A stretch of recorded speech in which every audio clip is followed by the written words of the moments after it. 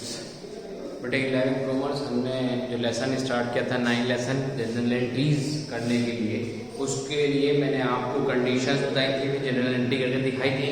ऐसे ही मैं कुछ ऐसे एंट्रीज हैं, ट्रांजैक्शंस हैं जो थोड़ी सी डिफरेंट हैं, इसलिए मैं एक नया टॉपिक लेकर उन जनरल एंट्री को आपको करके दिखाता हूँ। और क्या कहना चाहिए, फिर आपको जो है वो एंट्री, वो कंडीशन आपको अवेयर हो जाएगी और आप फिर उसी के अकॉर्डिंग आप अपने क्वेश्चंस को कर पाएंगे।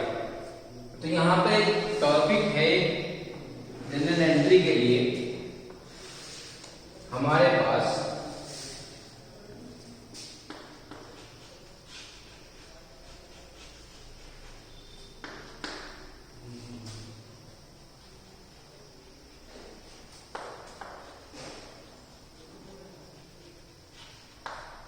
कंडीशन यहाँ पर है, जिस कंडीशन को मैं समझाना चाह रहा हूँ उस कंडीशन से पहले दो कंडीशन हम पहले डिस्कस करेंगे, उसके बाद उस कंडीशन का नंबर आएगा।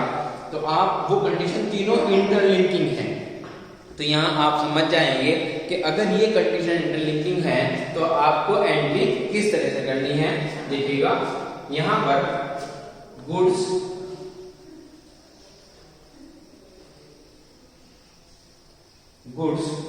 सोल्ड टू हरीश, ठीक है। उसने कहा है गुड्स सोल्ड टू हरीश 30,000।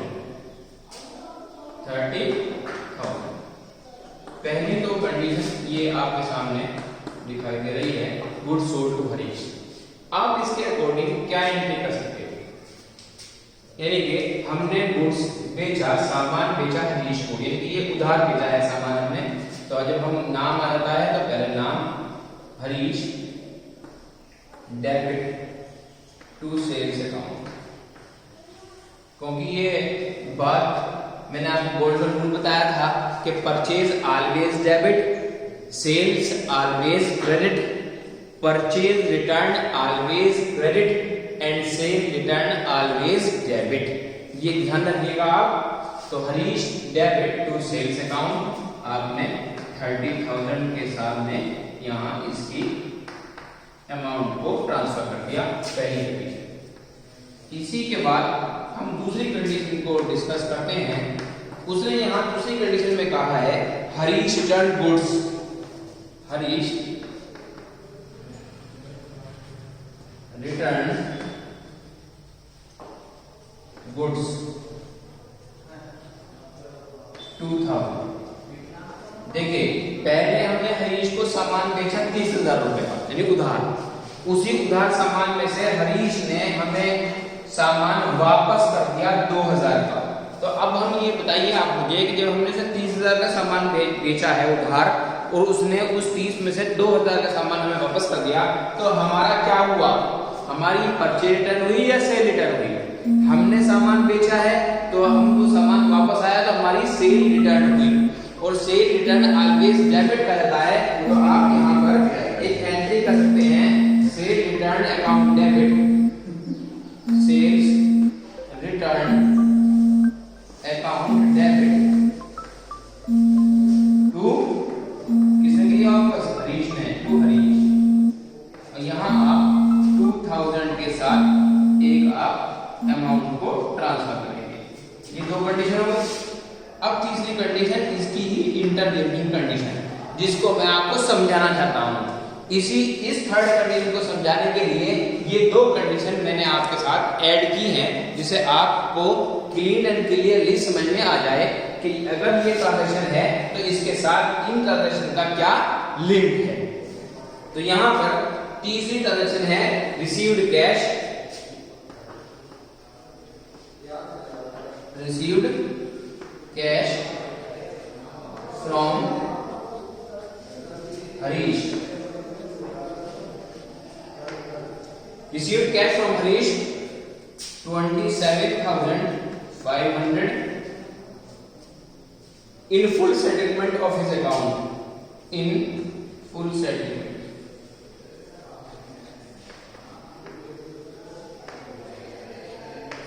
अब क्या हुआ कि यहाँ हमने 30,000 का सामान उधार बेचा हरीश को, हरीश ने 2,000 का वापस कर दिया, तो दोनों एंट्री आपकी आ गई, दोनों अमाउंट आपकी दिखाई दे गई। अब यहाँ पर जब फाइनल करेंगे हम हरीश के अकाउंट को, तो उसने कहा है कि हरीश से कैश के रूप में रिसीव हुए ये अमाउंट, सामान बेचा था हमने 30,000 का, 2,000 का हमारे पास क्या हो गया, वापस आ गया। इसका मतलब अब सामान कितने का रह गया हमारे पास, यानी कि 28,000 का हम गुड्स उसको उधार बेच चुके हैं, ठीक है, 28,000 का।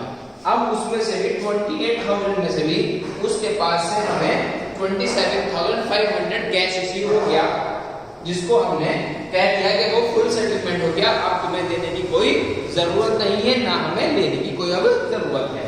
तो यहाँ पर कैश रिसीव हुआ, क्या चीज रिसीव हुई, कैश, तो कैश अकाउंट डेबिट, ठीक है। अब यहाँ पर जब 28,000 हमें लेने थे, लेकिन उससे आए कितने, 27,500 ही आए, कितने पैसे बचे, अब भी 500 रुपए बचे। समझ लीजिए हमने क्या दे दिया, उसे डिस्काउंट दे दिया, तो हमारा तो ये क्या आ गया, discount allowed, discount allowed debit to Harish, Harish तो आए। अब क्या होगा कि कैश कितना है, 27,500, ये आ गया आपके सामने, डिस्काउंट कितना हुआ, 500, दोनों डेबिट में आ गए, क्योंकि दोनों डेबिट में लिखे हुए हैं, पर ये क्या है, ये क्रेडिट है, इसलिए हमने 28,000 यहाँ क्रेडिट के अंदर लिख दिया, ठीक है।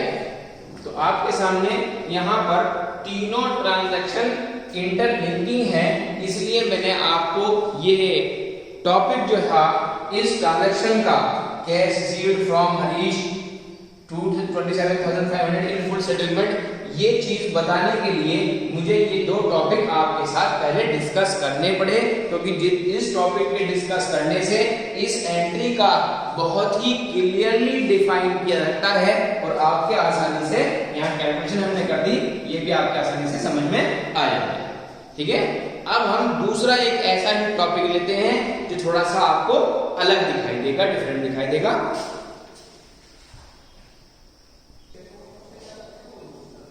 अब बेटा हमने वहां पर 3 पॉइंट डिस्कस किए, उसके बाद अब हम 4th कंडीशन डिस्कस कर रहे हैं, और ये कंडीशन थोड़ी सी उससे बिल्कुल अलग है। एक ही कंडीशन को 2 पार्ट में डिवाइड किया गया है, यहाँ हम 4th 1 लिख देंगे, और दूसरी कंडीशन हम डिस्कस करेंगे तो वहां उसका सेकंड पॉइंट लिख देंगे। तो यहाँ पर क्वेश्चन है, sold goods to Gopal, sold goods to Gopal, Gopal को गुड्स बेचे गए, to the list price, to the list price, to the list price of 60,000 of rupees 60,000 at 10% trade discount, 10% trade discount।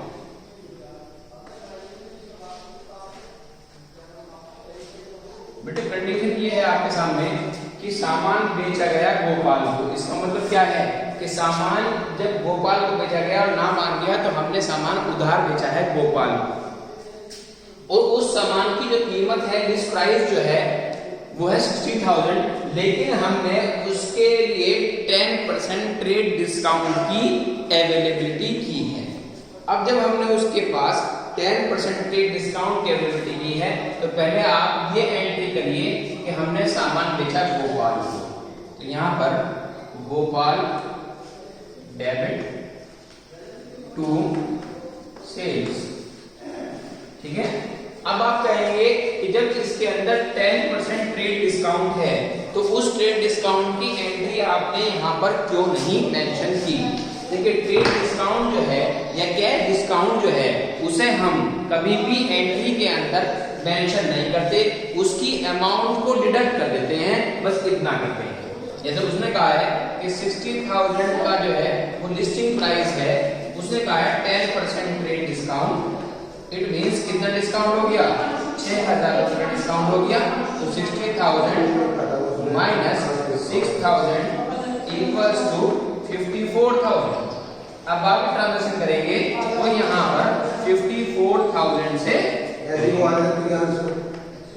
यहाँ पर मैंने आपको सिर्फ सोल्ड गुड्स बेचने वाली एंट्री की कंडीशन बताई है जो ट्रेड डिस्काउंट के अकॉर्डिंग होती है। अब हम इसी का सेकंड पॉइंट लेंगे। अब तो हमने सोल्ड किया है, तब हम परचेज करेंगे। अब आप देखिएगा इसका सेकंड पॉइंट,